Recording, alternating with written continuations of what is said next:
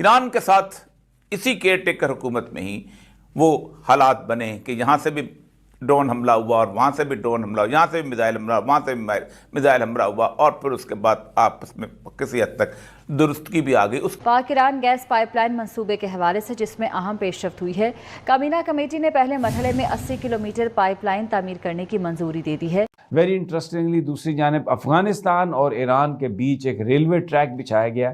افغانستان نے کوئی پرواہ نہیں کی امریکی سینکشنز کی، لیکن یہ جو حکومت ہے انہوں نے تو کہا جی امریکہ بہادر ناراض ہے تو اس لیے ہم تو یہ پائپ لائن نہیں بچھاتے، اور بڑی خاموشی سے ایران کو بتا دیا۔ سینکشنز کی وجہ سے یہ منصوبہ نہیں ہو پا رہا پاک ایران کا۔ پاک ایران گیس پائپ لائن کا منصوبہ ایک بار پھر کھٹائی میں پڑ گیا۔ امریکہ نے پاک ایران گیس پائپ لائن منصوبے پر خدشات کا اظہار کر دیا۔ تو پاکستان نے ان تحفظات کو ایکسیپٹ کیا، اور اس کے بعد ویری پولائٹلی یہ بتایا جا رہا ہے سورسز فارن آفس کے کہ ایرانین حکومت کو اس بات سے مطلع کر دیا گیا کہ یہ جو گیس پائپ لائن کا پروجیکٹ جو ہم لینا چاہ رہے تھے وہ ہم امریکہ کے کنسرنز کی وجہ سے نہیں لے سکتے۔ پاکستان کو ڈر ہے $18 بلین کے جرمانے کا۔ ایران نے کہا ہے کہ اگر آپ نے اپنی حرکتیں درست نہ کی اور ہمیں کوئی صحیح جواب نہ دیا تو ہم عالمی عدالت میں آپ کو لے جائیں گے اور $18 بلین کا فائن کر دیں گے۔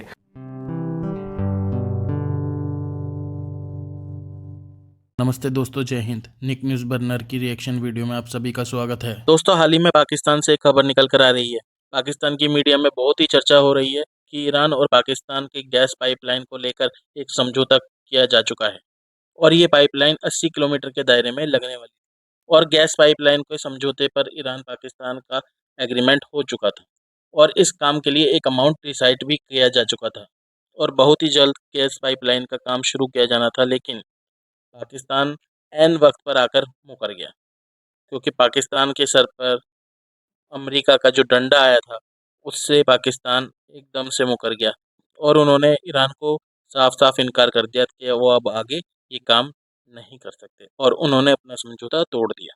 جب امریکہ کا ڈنڈا پاکستان کے سر پہ پڑتا ہے تو وہ ایسے ہی ہمیشہ مکر جاتا ہے، اور آپ اسی بات سے اندازہ لگا سکتے ہیں کہ امریکہ کی پاور کتنی اسٹرانگ ہے، اور اسی پاور کو کاٹنے کے لیے چائنا پاکستان کو لون پہ لون دیے جا رہا ہے تاکہ چائنا امریکہ کا راستہ کاٹ سکے۔ اس راستے کو کاٹنے کے لیے چائنا لون پر لون پاکستان کو دیے جا رہا ہے، اور پاکستان والے بھی بہت ہی بے شرم ہیں، وہ سب کا لون چکا رہے ہیں، بس چائنا والوں کا لون نہیں چکا رہے ہیں۔ یہ بھی ایک بہت بڑی بات نکل کر آئی ہے، کیونکہ انہیں پتہ ہے کہ انہیں پیسہ وہاں سے کیوں مل رہا ہے۔ چائنا اسی لیے پیسے دے رہا ہے پاکستان کو تاکہ امریکہ کی جو پکڑ ہے پاکستان پہ اسے وہ کمزور کر سکے، اسے کاٹ سکے۔ تو دوستو چلتے ہیں آگے کی ویڈیو کی طرف اور دیکھتے ہیں پاکستانی میڈیا کا ریئیکشن۔ دھنیہ واد۔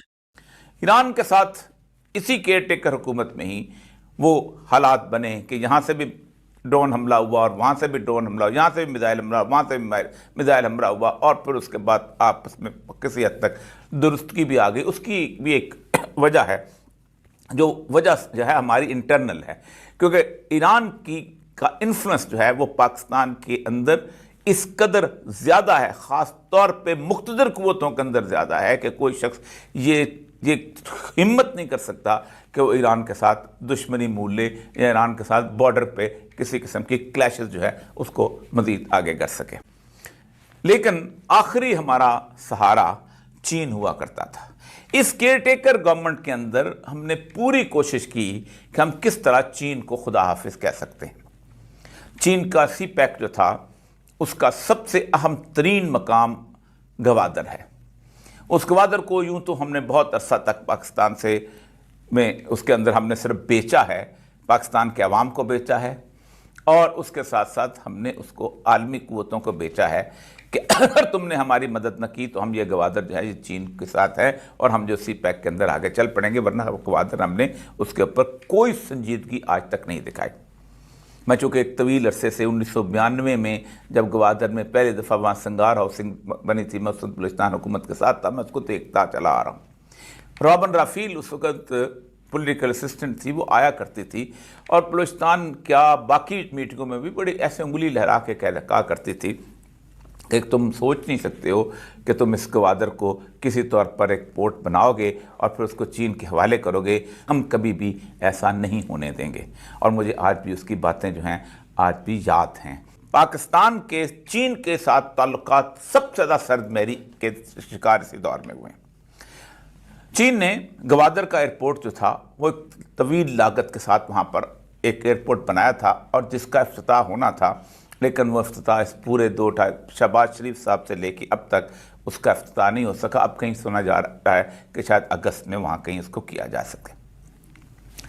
पाकिस्तान जो है उसके यहाँ आप बहुत सुना होगा कि सर्कुलर डेट जो है उसका बहुत शोरा होता है कि हमने फलां IPPs का इतने पैसे देने, इतने पैसे देने। इस तरह पाकिस्तान ने तमाम कंपनीज के सर्कुलर डेट जो हैं उसकी अदायगी कर दी, लेकिन 500 अरब गर्दिशी कर्जे जो हैं वो चीन की कंपनियों के अदा नहीं किए गए। और इस वक्त जो है वो जो उन्होंने एक कैपिटल रखा था चाइनीज़ बैंक ने, उसके भी उन्होंने इनकार कर दिया है कि नहीं। इसके बाद इलेक्शन हो गए। अब इलेक्शन के बारे में पाकिस्तान, अमेरिका और चीन दोनों की नज़रों में इस वक्त एक ऐसी हालत में है कि चीन से हमने दोस्ती जो है वो ख़त्म कर ली हुई है, क्योंकि गवादर के बारे में सिर्फ अमेरिका का मसला नहीं है। अगर गवादर एक बेहतरीन पोर्ट बनती है तो सबसे पहले दुबई और कतर और ये सारी पोर्टें जितनी भी सलाला वगैरह जो हैं इनका मुस्तकबिल तारीक हो जाता है, क्योंकि गवादर जो है ये इंटरनेशनल उस चौक पॉइंट से बाहर है। इसलिए वहाँ पर आपने देखा होगा कि हमारी जितनी भी इंसर्जेंट को अगर मिलता है तो वो वहाँ कहाँ जाके पना लेते हैं।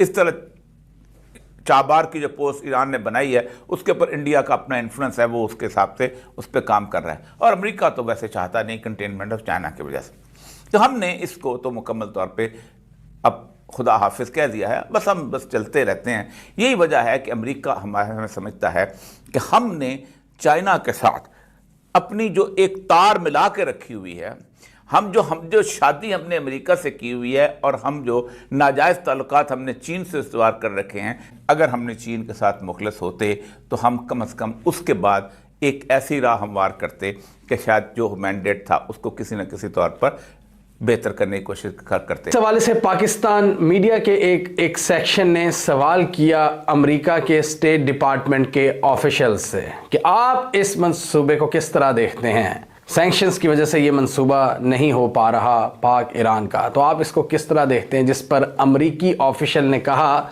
उन्होंने कहा कि हमारी इस मंसूबे के हवाले से पाकिस्तान के साथ डिटेल में बातचीत जारी है, लेकिन उन्होंने तफसील देने से इनकार कर दिया। यानी उन्होंने स्ट्रेट अवे ये नहीं कहा कि हम पाकिस्तान पर सैंक्शंस लगा दें। उन्होंने कहा बातचीत जारी है, हम इस पर काम जारी रखेंगे पाकिस्तान के साथ मिलकर। अब पाकिस्तान को इस हवाले से क्या डर है? पाकिस्तान को डर है $18 बिलियन के जुर्माने का।